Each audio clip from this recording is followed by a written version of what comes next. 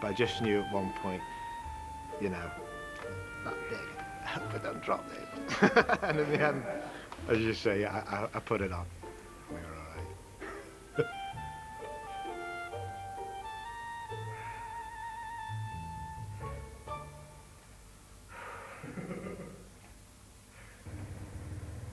For any bride, her hair is just as important as her dress. Lino Carbosiero, at the exclusive Daniel Galvin salon in London, has done the hair at a number of royal events, as well as for Princess Diana. He has very clear ideas on how Catherine's hair should look on her wedding day. I think the hairstyle's got to be something quite streamlined and detailed, but not overpowering. It mustn't be about the hair. It must be about her, her body, her face, and then everything else just... She's the picture, everything else is the frame. I've decided to go with this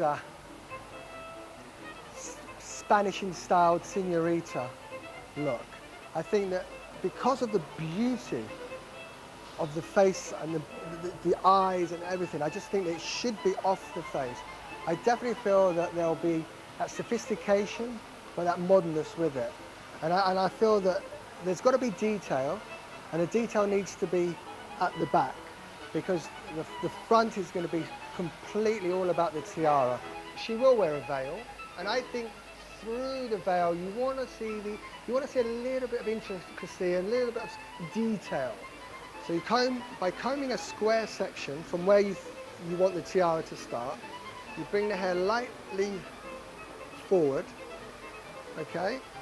You don't hold it tight, you loosely hold that, slightly gripped, and you backcomb. Backcombing is basically pushing the comb down into itself, and while I'm doing that, I'm releasing some of the hair up there, and what that will do is just give you some scaffolding in there, okay? And that's what that's now going to be, that's going to be the supporting that, you see?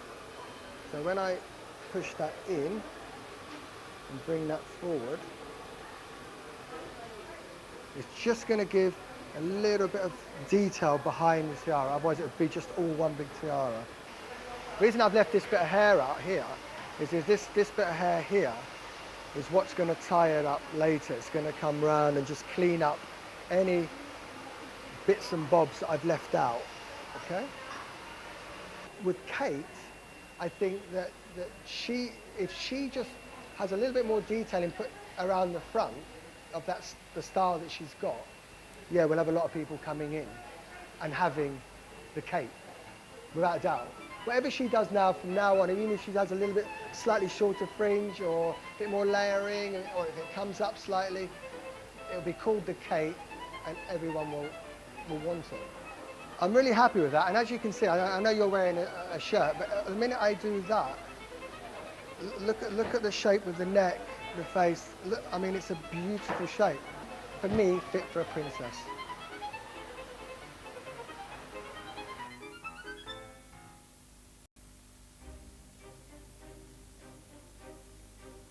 The wedding will be a huge day for Britain, with over 1 million people expected to line the parade route from Buckingham Palace to Westminster Abbey.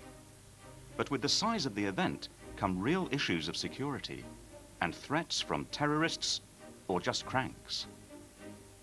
Ken Wharf was the personal bodyguard to the Princess of Wales and protected her and Prince William for nearly a decade. To the left now we have Buckingham Palace, and there are 3 main gates at the palace, what is referred to as the North Centre and the South Centre, which are gates used on a daily basis by staff. But the North Centre gate, the gate in the middle, is the gate known as the ceremonial gate, which will be the gate that Prince William and Catherine will leave and begin their route now along the Mall here towards Westminster Abbey. I mean, security of any royal operation is always something that's taken, incredibly seriously. So you'll see, quite honestly, an operation here that's almost unprecedented in the sense that we can expect to see body scanners on the route, and there will be some serious checking of individuals on the route itself. It won't be just turn up and be a free-for-all, because the risk would be too great. But the actual route itself is small enough in the scale of things to give this as near as 100% security as possible.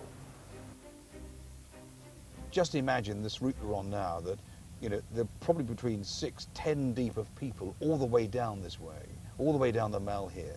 And it's estimated that on the streets of London alone, there will be millions rather than thousands. The police now have to prepare for this. The greatest saviour, in a sense, is that Scotland Yard, the Metropolitan Police, have a real checked, trusted track record on this, in the sense that we police major events, ceremonial events and world events. So I have no doubt in my mind that given the complications of this, that the Yard will come up with the goods on the day. Of that I'm absolutely certain. Ahead of me now, the Westminster, Palace of Westminster, the House of Commons, and my right-hand side now, crowds already outside number 10 Downing Street itself, guarded by the railings and police, and that's where the Prime Minister is. And then this is really the closing stages of the journey from Buckingham Palace. And now, as you can see, the Westminster Abbey here, and the procession would slow down here to do a left turn in front of the west door. So the carriage would stop here and then process through to the west door of the Abbey. The royal family will travel to and from Westminster Abbey in a fleet of carriages from the Royal Mews. Barry Luck has been a carriage driver for over 30 years and has driven at many royal events. The royal family will be using carriages, and this would be their transport. Country as well, they'd use them out in the country to go to church and that sort of thing. There's a good lads. The vehicle is suspended on leather straps, which are called C-springs, so it's a chassis and a body which are separate, and it does float about. So there is a motion sickness can happen, yes. With a carriage like this, there would have often been a rail across here with spikes on it to stop the urchins getting on the back. And if an urchin was riding, sitting on the axle, somebody from on the pavement would shout, "Whip behind," and the coachman would whip behind to try and knock them off the back of the carriage. These are 10 and 11-year-old Polish horses, and we've had them from youngsters, bred them for the job, and they're very good in London traffic. They will put up with most things.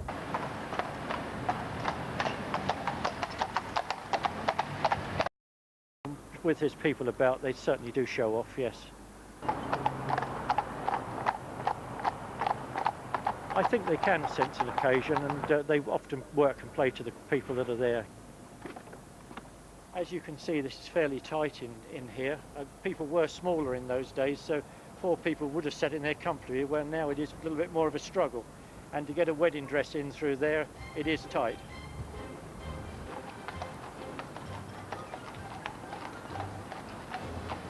Everything has to be perfect on the day. There isn't any margin for error. It's rehearsed, even to the person putting the blocks on the wheels to stop it moving when they're getting in. It is rehearsed to perfection, so they just cannot go wrong. They mustn't go wrong.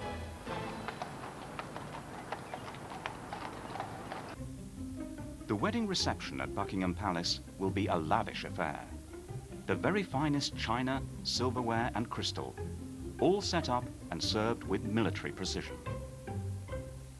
I think the thing about going to Buckingham Palace is that you are absolutely overawed by all the things around you. They're very, very big rooms with high ceilings, and the most magnificent collection of pictures, magnificent collections of china. And that's when you see the measuring of the table, you know, so that each place is so many inches away from the next place, and that people aren't sort of elbowing each other out because, you know, they're too crushed in. The table settings upstairs are, they've got to be absolutely perfect. First of all, the table has to be polished, and everything is laid down absolutely obsessively, and it's measured with a ruler, and everything is absolutely perfect. And I'm not saying it's all sort of hugely over-gilded or anything like that, but I mean, they have got beautiful collections of china and beautiful centerpieces of things to put on buffet tables, of wonderful silverware or even giltware. You've got the sense of occasion just by walking through those doors. The party in the evening, well, you know, William probably wants to have an absolute knees up and get all his favourite rappers there and things. But I think it is given by his father, Prince Charles, so I think it will probably be stadish. But, you know, who knows, when you've got those boys there, you know, the place will probably rock like it's never rocked before. It's up to the kitchens at Buckingham Palace to serve a buffet-style meal to the 600 guests at the reception. Graham Newbold was a royal chef for over a decade and has created his own classic menu for the occasion. The start is going to be quenelles of brill to Harry. That's with lobster sauce, white wine sauce, asparagus spears, and medallion of lobsters. And the first thing you have to do is prepare the lobster. The royal family like plain sort of food, really fresh stuff like salmon caught from Balmoral and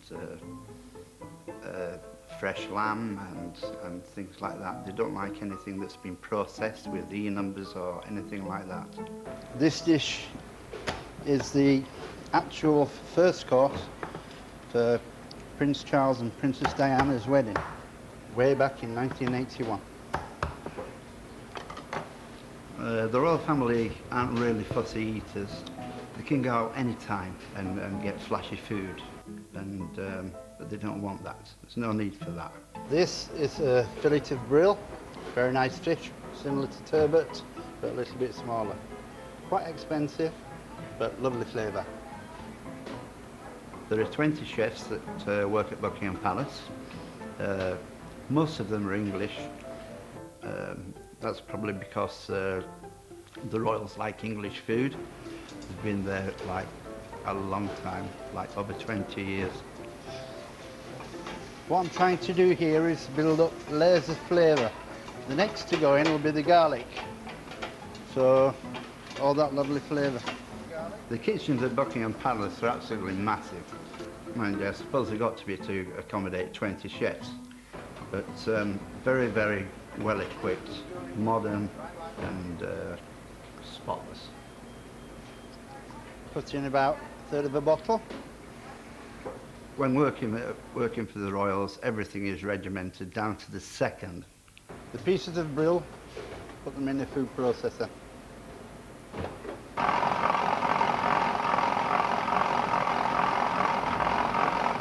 So these are called quenelles. If you did the same shape with ice cream, it would be called rocher. And the royal family love both, really. This dish is a classical dish invented by Auguste Escoffier. When you're a chef at Buckingham Palace, you need to be a really good all-rounder. You need to be able to make anything, really. Fish, pies, roasts, desserts, afternoon teas, breakfasts.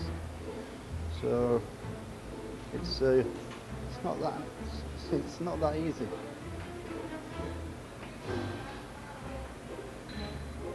William sometimes used to come into the kitchen and have a bit of a carry-on and start throwing golf balls at me, and I just sort of had to put him right, really.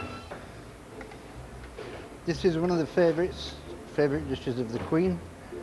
That's probably why it's been chosen for such a special occasion. And there we have quenelle of brill to Paris. Also a nice bit of lobster garnish and some asparagus.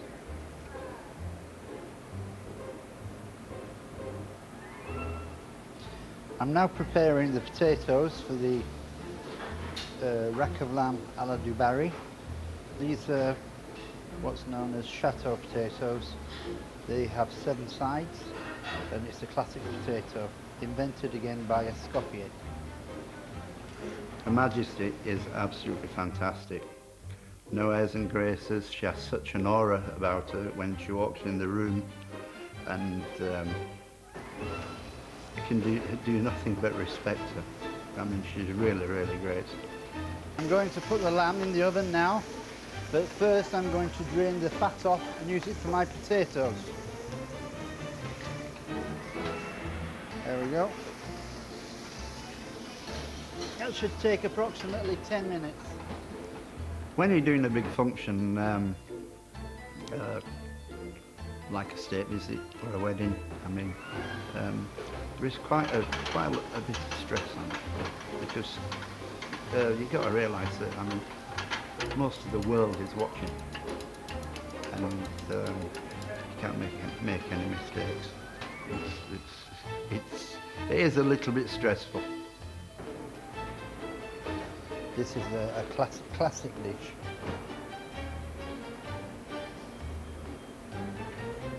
There we go. Rack of lamb à la Dubarry, fit for a prince and a princess.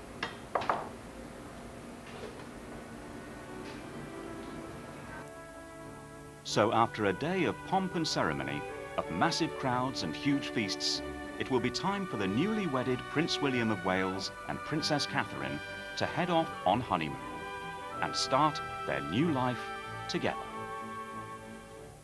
I don't think one can have a better ambassador than a gorgeous young couple, which William and Kate are.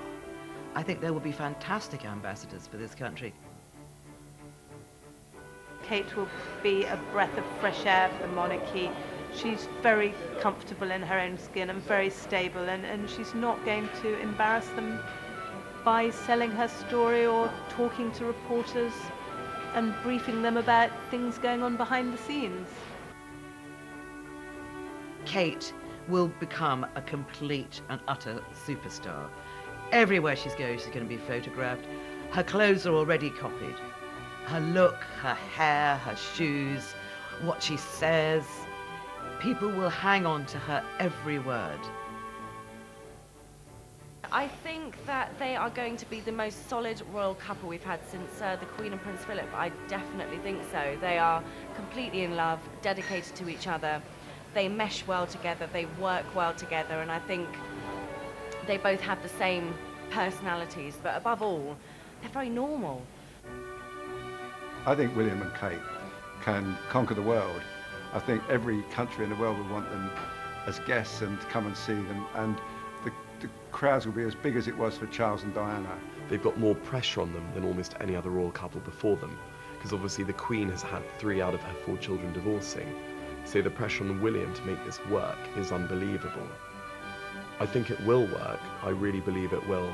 And I personally obviously wish them the very best of luck, but by God, it's going to be a tough job.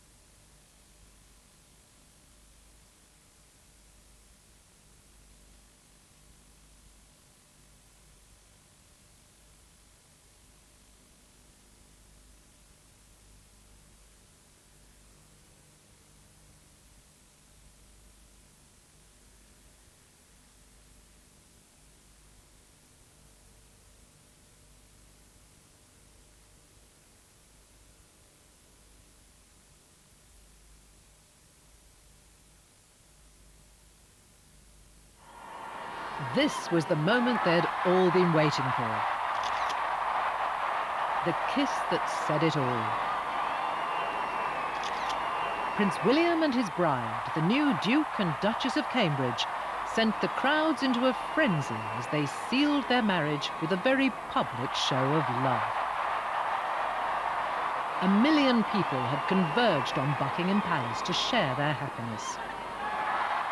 2 billion people were watching around the world.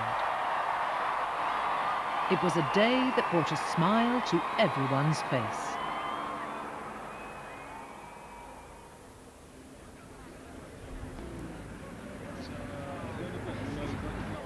Outside Westminster Abbey, the crowds had begun to gather from early morning. Some hardy souls had spent the past 3 nights camping out to ensure they had the best possible view. I've been to their wedding to Queen when she was a youngster. I've followed up with Princess Diana, Margaret, and I'm here today for William. I believe in the royal family. Oh, I'm here just to experience the whole thing, see the pomp and the circumstance, and, you know, just to be here and get the feeling of the crowd and the excitement. I love it. Everyone wanted a ringside seat as Prince William finally tied the knot with Catherine Middleton, the girl he'd met and fallen in love with almost 10 years earlier. A mile or so away, in a luxury suite at the Goring Hotel, the bride and her family were getting ready. Around the corner at Buckingham Palace, the rather grey early morning revealed a quiet calm. But behind the palace walls, the well-oiled machinery of an occasion such as this was already in action. Outside the palace and down the Mall, the crowds who'd spent the night in makeshift tents were beginning to stir. The mood was one of growing excitement at the prospect of the pageantry and partying that was to follow. The doommongers who had predicted that no one would care about the royal wedding were about to be proved comprehensively wrong. At the Abbey, everything was now in place. At William and Catherine's request, 8 imposing trees, maples and hornbeams, had been brought in from the royal estates to mark their route up the aisle. In the splendour of this 1,000-year-old royal peculiar, as it's known, meaning that it's neither a cathedral nor a parish church, 38 sovereigns have been crowned, including, of course, our present Queen. And this was to be the 16th royal wedding to be held at Westminster Abbey. The Queen herself was married here, as was her mother and her sister Margaret. By 9 o'clock, the first of the 1,900 guests had begun to arrive.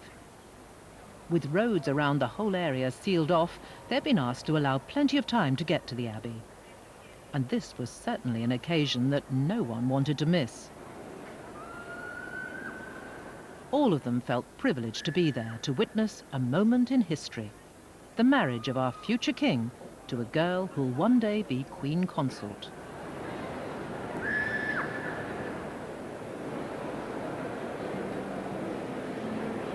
The ushers would have their work cut out, seating 1,000 family and friends of the bride and groom, 50 members of the British royal family, 40 foreign royals, 60 governors-general and prime ministers from around the world, and some 200 diplomats and government officials. 80 representatives from Prince William's charities were also amongst those invited to the society event of the decade.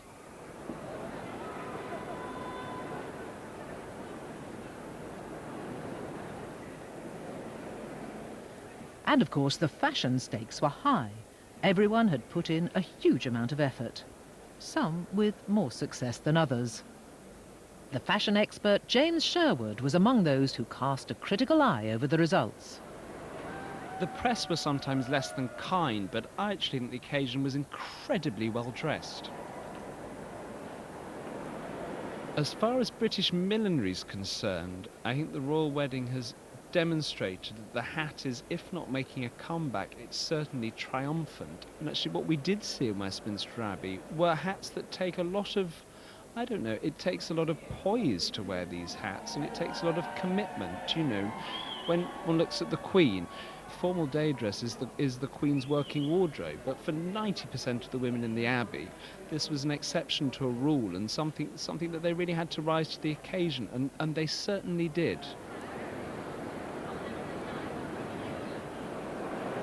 It's rather nice for me to see an occasion like the royal wedding where the uniforms are perfect, the mourning tales are perfect, and the ladies have made a terrific effort. We read from the invitation that it was mourning tales, lounge suits and uniforms were all acceptable, but it's rather nice to see that the chaps came down in favour of uniform and mourning tales. And also, you know, we see a lot of RAF uniform because Prince William's currently serving with the RAF in emergency search and rescue. I think what stood out for me at the royal wedding, that it was just lovely to see well-dressed people who know exactly what they're doing, they know how to behave, they're dressed in their best. And you can see waving the Dowager Duchess of Devonshire, Deborah Mitford, the last of the Mitford sisters, with her daughter-in-law, the present Duchess of Devonshire. I always love to see the dowagers because they're almost like galleons sailing forth in the Abbey. It's heaven for me to see, you know, all the pearl chokers with the amethyst clasps and all the classic British family jewels coming out, and see the chaps make the best of themselves too, because I defy any woman to say that a man doesn't look very handsome in a morning coat, especially if it's cut by Savile Row. And Prince Harry's beau, Chelsea Davy, from Cape Town, looking terribly Cape Town, in a sort of Alberta Ferretti cocktail dress, which is almost off the shoulder, almost as acceptable. Off the shoulder is absolutely not, particularly for Westminster Abbey. She's wearing quite a dinky little, it's almost like a button of a hat, designed by Victoria Grant, who I believe is also a favourite of the Duchess of Cambridge.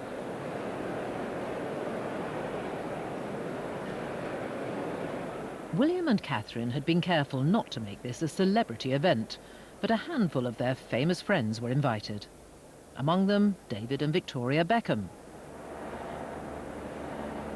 I think David Beckham's made many a heart swoon as he walked up the Abbey with the new hairstyle, the Elvis, the quiff.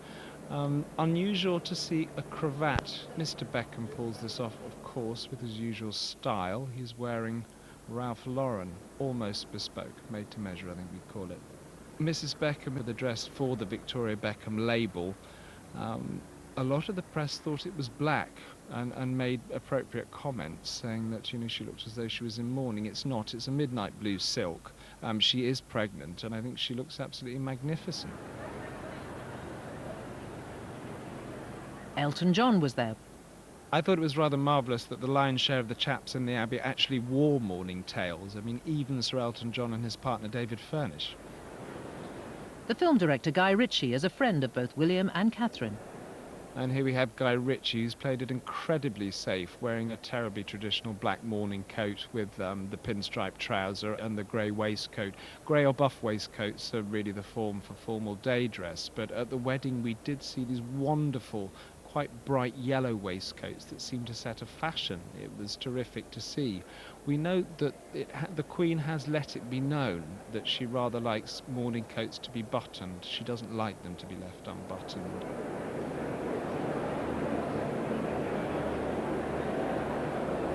Tara Palmer-Tompkinson, an old family friend, seemed intent on making quite a fashion statement. And the socialite Tara Palmer-Tompkinson in this electric blue number that really is off the shoulder. And this sort of boat-shaped hat that points directly down on her nose. It's a very similar shape to Princess Eugenie's, both designed by Philip Tracy. In fact, one would go so far as to say that Philip Tracy probably had a patent on the entire wedding. Ben Fogle, the TV presenter and adventurer, made a documentary with William in Africa and has since become a friend. For his heavily pregnant wife, Marina, the biggest worry of the day was that she would go into labour. Ben Fogle, the television presenter, a very popular sight in the Abbey. I do love that sort of crazy public school hair. Other nationalities would think it looked a bit sloppy, but actually to the Brits that's perfectly pucker. Also among the guests at the Abbey, the journalist Tom Bradby, who's known the couple for some time and who was invited to conduct their engagement interview. His wife, Claudia, is a jewellery designer, and she once worked with Catherine. The Prime Minister, David Cameron, wore traditional morning dress, but his wife, Samantha, surprised fashion pundits by choosing to go hatless. The green Burberry dress I did think looked absolutely appropriate. Wouldn't it have been so much better to have seen a hat with that ensemble? The Deputy Prime Minister, Nick Clegg, and his wife, Miriam, played it safe. It was interesting that all the British politicians dithered about wearing mourning tails because I thought it would possibly make them look slightly upper class. Actually, it just makes you look terribly well dressed, as in the case of Nick Clegg, the leader of the Liberal Democrat Party and the Deputy Prime Minister. Sir John Major dresses to prove why he absolutely did belong in the Abbey in an immaculate black mourning coat, and you notice the British gentlemen always mismatch, and so Sir John Major, we see the sort of baby blue tie, the very faded pink shirt and the grey waistcoat. It's actually spot on, totally correct. And it's always rather nice to see the foreign royals out in full force. The King of Tonga is an incredibly popular figure. You notice that he wore a double-breasted morning coat. It's almost more cut like a frock coat, which is most unconventional, but actually it dates back to the Edwardian era.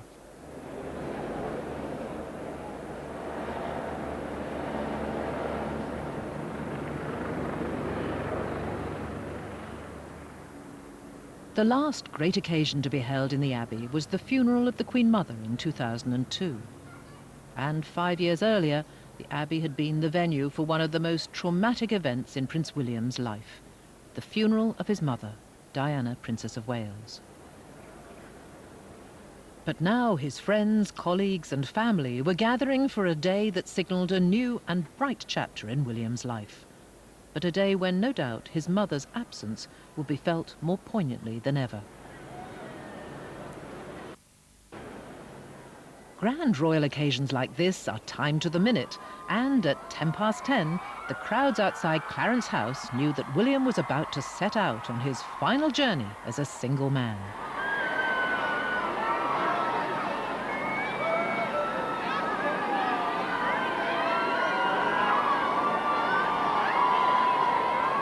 A burgundy Bentley, polished to perfection, rolled out of the gates. At last, the real show was about to get on the road. And what a show it was.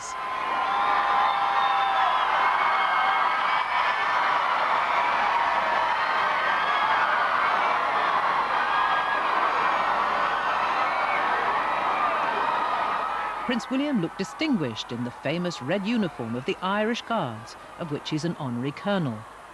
Having served with the Army, Navy and the RAF, he was eligible to wear any of their ceremonial uniforms, but he chose the Guards' striking red tunic with his blue garter sash and star and his RAF wings. And we see Prince William looking rather dashing in the uniform of an honorary colonel in the Irish Guards. It had been rumoured for months that he would be wearing an RAF uniform tailored by Geeves and Hawkes of Savile Row. This would have been in keeping because his great-grandfather, the late King George VI, wore RAF uniform and had permission from George V to wear it because it's not the uniform of the senior service. Prince Harry, his best man, looked equally dashing in the uniform of a captain of the Household Cavalry, Blues and Royals. Prince Harry, tailored by Dijon Skinner, is wearing the uniform of the Blues and Royals. He and his brother were painted for a National Portrait Gallery piece 2 years ago in the form of the Blues and Royals, so it was rumoured that both of the chaps would wear the same uniform. I think it's rather wise that Prince William chose instead to wear the Irish Guards.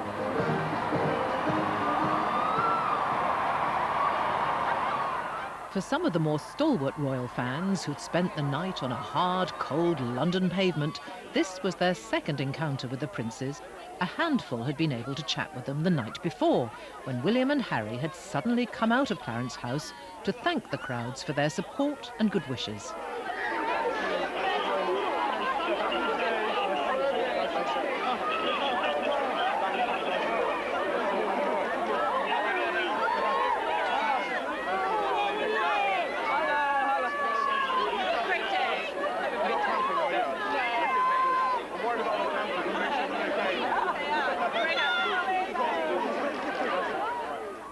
This was very much part of the younger generations steering a new course.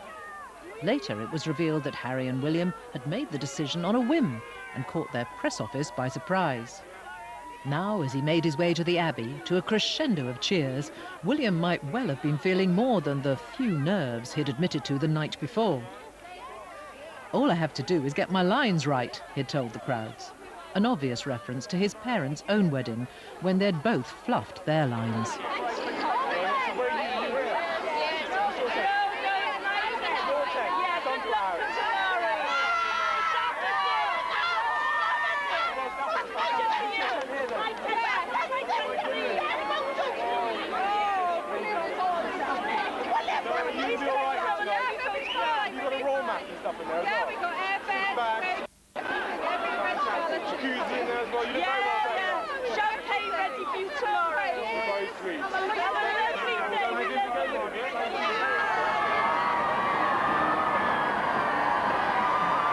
The reality of his wedding day, though, was proving that this was truly a global event. People had come from all over the world to watch the procession and join in the celebrations.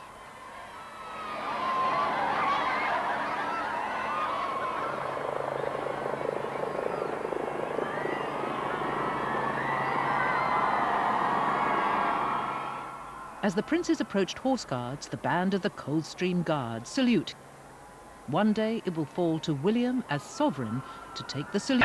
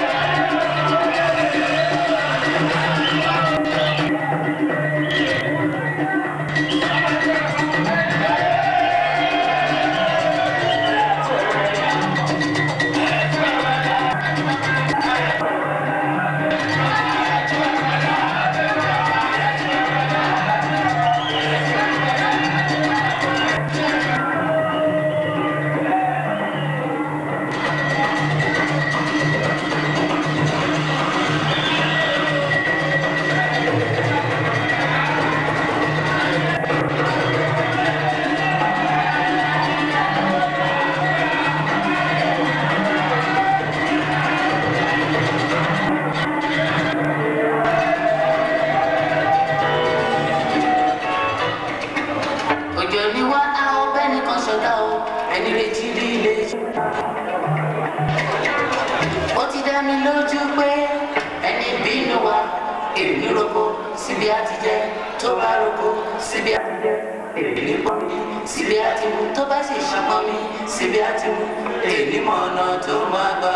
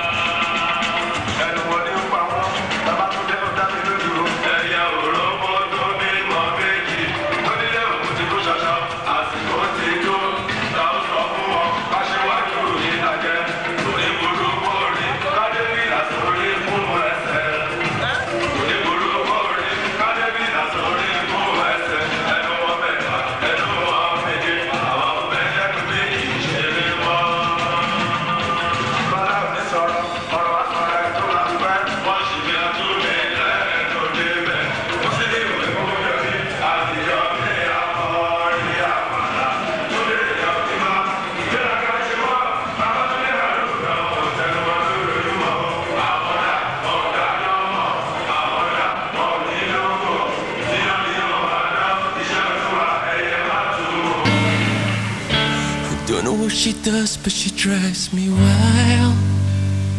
And only she can let me be the man I wanna be.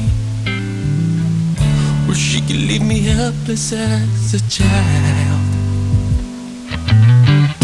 I don't know how it is, but she has the power.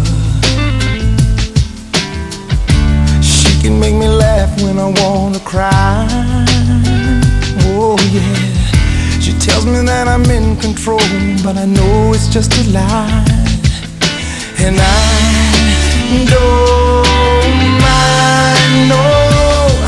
Will she love you tomorrow like she loves you today?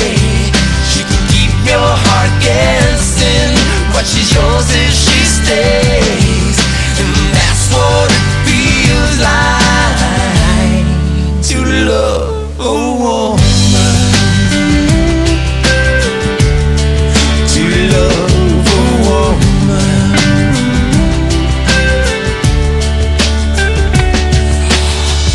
When you're looking in her eyes, you can see forever, forever. You're captured by the beauty of her soul. Oh yeah. You know you're never gonna find a woman like this again. So don't let go. Don't let go. Will she love you tomorrow like she loves you today?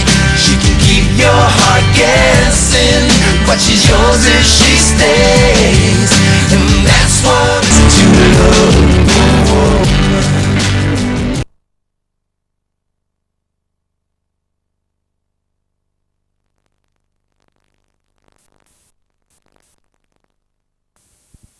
I want to tell you like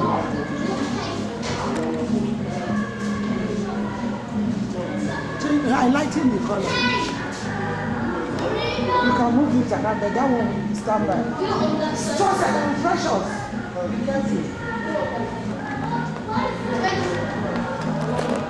You should get a new video recorder. I bought two, but it didn't even. I didn't know where I put the battery.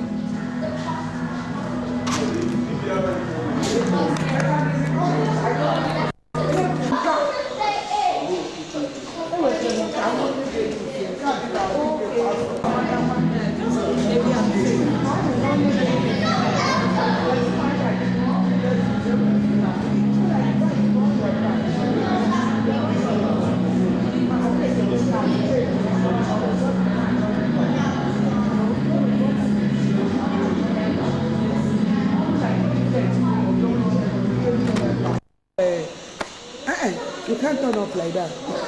And take.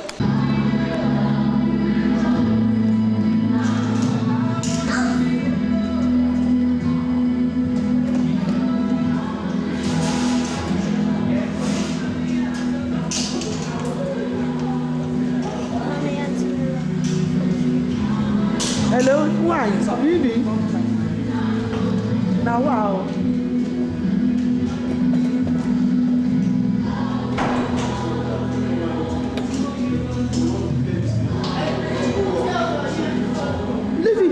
I've said just leave it down. Leave it in the box. It's okay,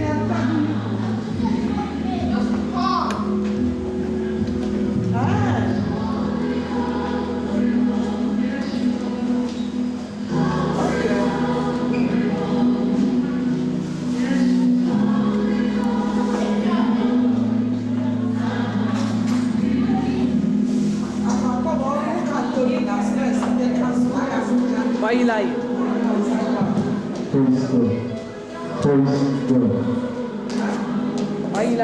Why you lying? Yeah, you not lying. I'm not lying. Yeah, you are. Let me back thinking that Uncle Yinko will be like this to Teresa. Why are you lying for? I'm not lying. Okay, show me then. Come. Let me back thinking Uncle Yinko will be like, oh yeah.